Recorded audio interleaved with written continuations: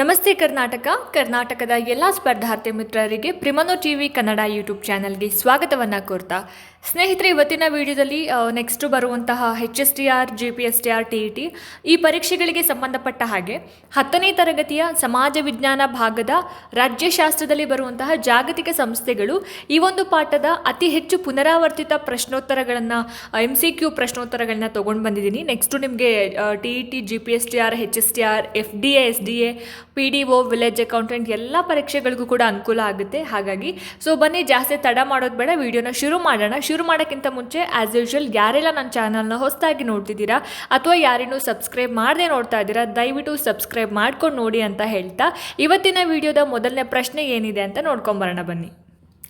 ಮೊದಲನೇ ಪ್ರಶ್ನೆ ನೋಡಿ, ಇಲ್ಲಿ ಮೊದಲನೆಯ ಮಹಾಯುದ್ಧದ ನಂತರ ಜಾಗತಿಕ ಶಾಂತಿಗಾಗಿ ಸ್ಥಾಪನೆಯಾದ ಸಂಸ್ಥೆ ಯಾವುದು ಅಂತ ಕೇಳಿದ್ದಾರೆ.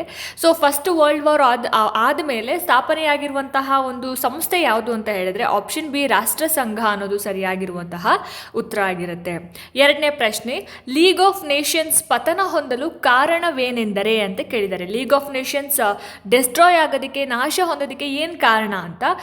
ಏನು ಆಪ್ಷನ್ ಎ ನೋಡಿ, 1939ರಲ್ಲಿ ಎರಡನೇ ಮಹಾಯುದ್ಧ ಆರಂಭ ಆಯಿತು. ಈ ಒಂದು ಎರಡನೇ ಮಹಾಯುದ್ಧ ಆರಂಭ ಆದ ನಂತರನೇ ಈ ಒಂದು ಲೀಗ್ ಆಫ್ ನೇಷನ್ಸ್ ಅನ್ನೋದು ಏನು ಪತನ ಆಯಿತು ಅಥವಾ ನಾಶ ಆಯಿತು ಅಂತ ಹೇಳ್ಬೋದು. ಇನ್ನು ಮೂರನೇ ಪ್ರಶ್ನೆ, ವಿಶ್ವಸಂಸ್ಥೆಯ ಅನ್ನುವಂತಹ ಪದವನ್ನು ಚಾಲ್ತಿಗೆ ತಂದವರು ಯಾರು? ವಿಶ್ವಸಂಸ್ಥೆ ಅನ್ನುವಂತಹ ಒಂದು ಪದವನ್ನು, ವರ್ಡ್ ಏನಿದೆ ಅದನ್ನು ಯಾರು ಜಾರಿಗೆ ತಂದಿದ್ದು ಅಥವಾ ಚಾಲ್ತಿಗೆ ತಂದಿದ್ದು ಯಾರು ಅಂತ. Option A, B, C, D 4 ಆಯ್ಕೆಗಳಲ್ಲಿ ಆಪ್ಷನ್ ಎ FD ರೂಸ್ವೆಲ್ಟ್ ಅನ್ನೋದಿಲ್ಲಿ ಸರಿಯಾಗಿರುವಂತಹ ಉತ್ತರ ಆಗಿರುತ್ತೆ. ಫ್ರಾಂಕ್ಲಿನ್ ಡಿ ರೂಸ್ವೆಲ್ಟ್ ಅನ್ನೋದು ಸರಿಯಾದ ಉತ್ತರ.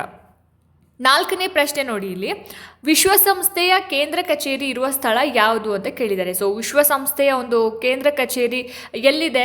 Option A London, option B Paris, option C New York, option D Geneva. ನ್ಯೂಯಾರ್ಕ್ನಲ್ಲಿ ಇರುವಂಥದ್ದು ಈ ಒಂದು ವಿಶ್ವಸಂಸ್ಥೆಯ ಕೇಂದ್ರ ಕಚೇರಿ. ಐದನೇ ಪ್ರಶ್ನೆ ನೋಡಿ, ಜಾಗತಿಕ ಸಂಸತ್ತಿನ ರೀತಿಯಲ್ಲಿ ಕೆಲಸ ಮಾಡುವ ಅಂಗ ಯಾವುದು ಅಂತ ಕೇಳಿದ್ದಾರೆ. ಭದ್ರತಾ ಸಮಿತಿ, ದತ್ತಿ ಸಮಿತಿ, ಸಚಿವಾಲಯ, ಸಾಮಾನ್ಯ ಸಭೆ ಅಂತ ಕೇಳಿದ್ದಾರೆ.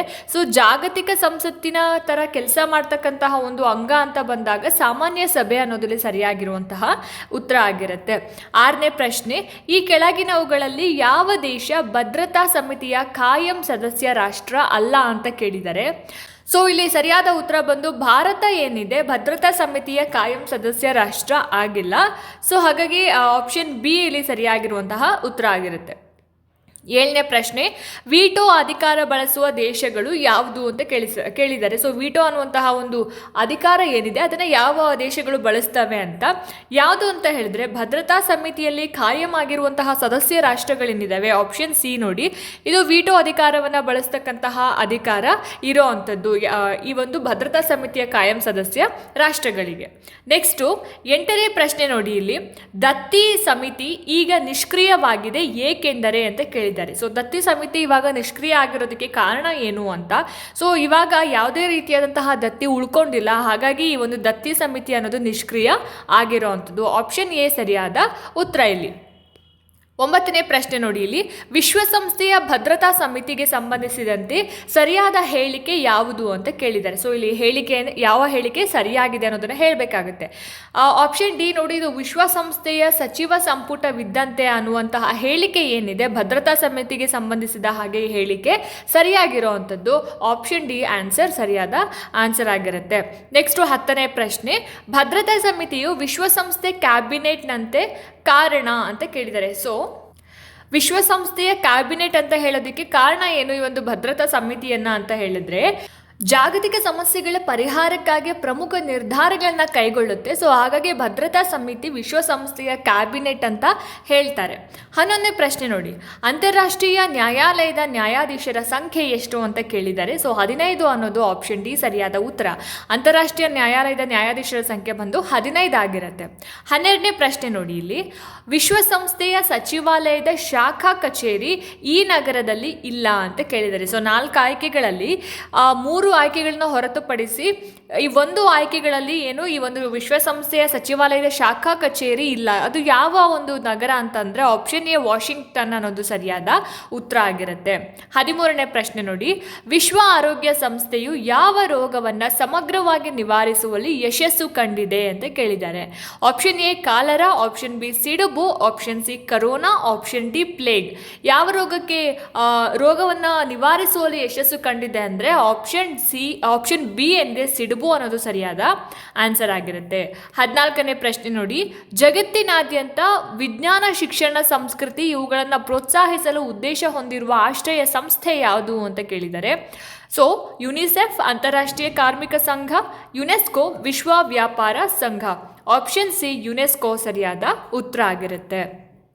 15ನೇ ಪ್ರಶ್ನೆ, IMF ಕೇಂದ್ರ ಕಚೇರಿ ಇರುವ ನಗರ ಯಾವುದು? IMFನ ಒಂದು ಕೇಂದ್ರ ಕಚೇರಿ ಯಾವ ನಗರದಲ್ಲಿ ಇದೆ ಅಂತ ಆಪ್ಷನ್ ಎ ವಾಷಿಂಗ್ಟನ್ ಅನ್ನೋದು ಸರಿಯಾದ ಉತ್ತರ ಆಗಿರುತ್ತೆ. 16ನೇ ಪ್ರಶ್ನೆ, ವಿಶ್ವ ಬ್ಯಾಂಕ್ ಎಂದು ಕರೆಯಲ್ಪಡುವ ಸಂಸ್ಥೆ ಯಾವುದು ಅಂತ ಕೇಳಿದ್ದಾರೆ. ವಿಶ್ವ ಬ್ಯಾಂಕ್ ಅಂತ ಯಾವ ಸಂಸ್ಥೆಯನ್ನು ಕರಿತೀವಿ? Option A IMF, option B IBRD, option C FAO, option D ILO ಅಂತ ಇದೆ. ಸೊ ಆಪ್ಷನ್ ಬಿ IBRD ಅನ್ನೋದ್ರಲ್ಲಿ ಸರಿಯಾಗಿರುವಂತಹ ಆನ್ಸರ್ ಆಗಿರುತ್ತೆ. ಇದನ್ನು ನಾವು ವಿಶ್ವ ಬ್ಯಾಂಕ್ ಅಂತ ಹೇಳಿ ಕರಿತೀವಿ.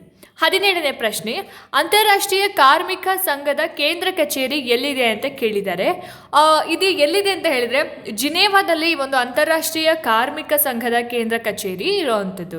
18ನೇ ಪ್ರಶ್ನೆ, ತೃತೀಯ ಆರ್ಥಿಕ ಆಧಾರ ಸ್ತಂಭ ಎಂದು ಕರೆಯಲ್ಪಡುವ ಸಂಸ್ಥೆ ಯಾವುದು ಅಂತ ಕೇಳಿದ್ದಾರೆ. So option A B C D ಇದರಲ್ಲಿ ವಿಶ್ವ ವ್ಯಾಪಾರ ಸಂಘ ಏನಿದೆ ಆಪ್ಷನ್ ಡಿ ವಿಶ್ವ ವ್ಯಾಪಾರ ಸಂಘ ಸರಿಯಾದ ಆನ್ಸರ್ ಆಗಿರುತ್ತೆ. ಸೊ ಇಲ್ಲಿ ತೃತೀಯ ಆರ್ಥಿಕ ಆಧಾರ ಸ್ತಂಭ ಅಂತ ಕರೀತಕ್ಕಂತಹ ಒಂದು ಸಂಸ್ಥೆ ವಿಶ್ವ ವ್ಯಾಪಾರ ಸಂಘ. ಇನ್ನು 19ನೇ ಪ್ರಶ್ನೆ, ವಿಶ್ವ ವ್ಯಾಪಾರ ಸಂಘವು ತೃತೀಯ ಆರ್ಥಿಕ ಆಧಾರ ಸ್ತಂಭವಾದರೆ ಮೊದಲೆರಡು ಸ್ತಂಭಗಳು ಎಂದರೆ ಡ್ಯಾಶ್ ಅಂತ.